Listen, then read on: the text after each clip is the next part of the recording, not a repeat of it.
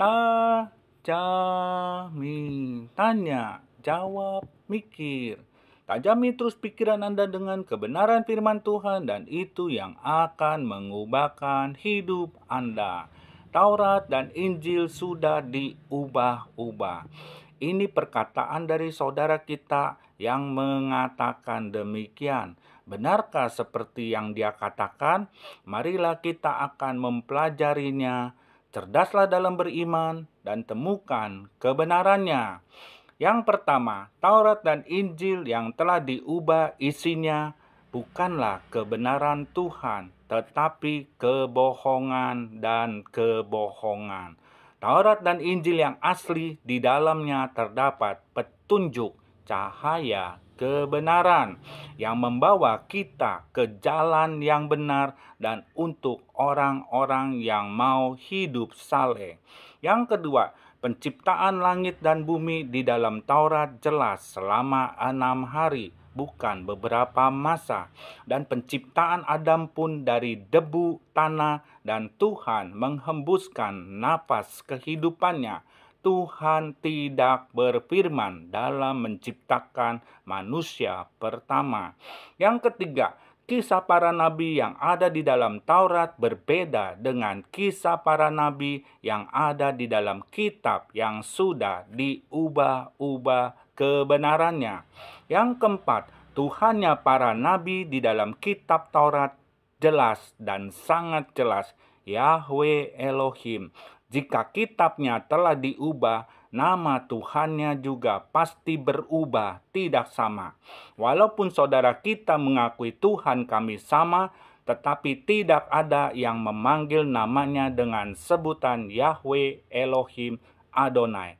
Yang kelima, kitab Taurat yang telah diubah tidak ada nubuatan tentang akan datangnya Yesus yang akan menyelamatkan semua manusia.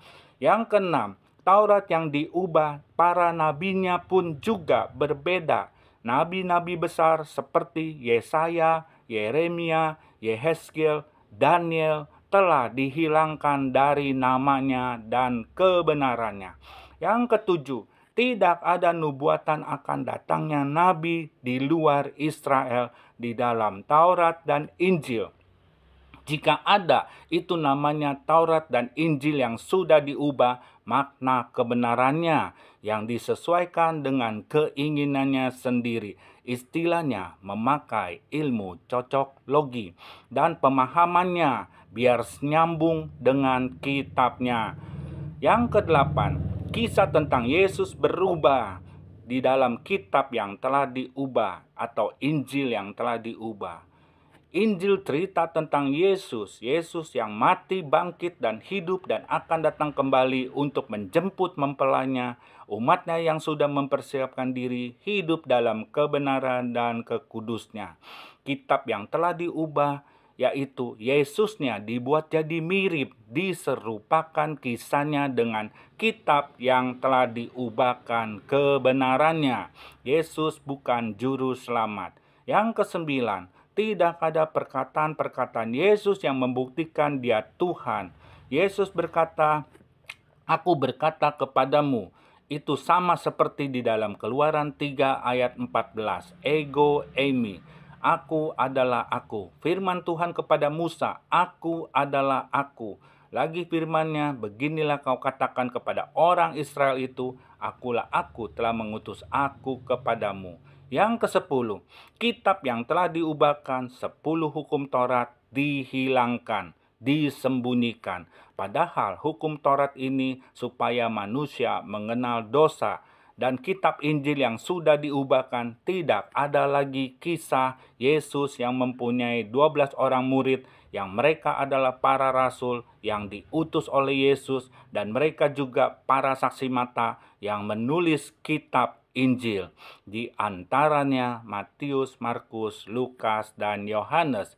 Yesus tidak terima Injil, tetapi Injil ditulis oleh para saksi mata yang mereka adalah para rasul dan para murid Tuhan.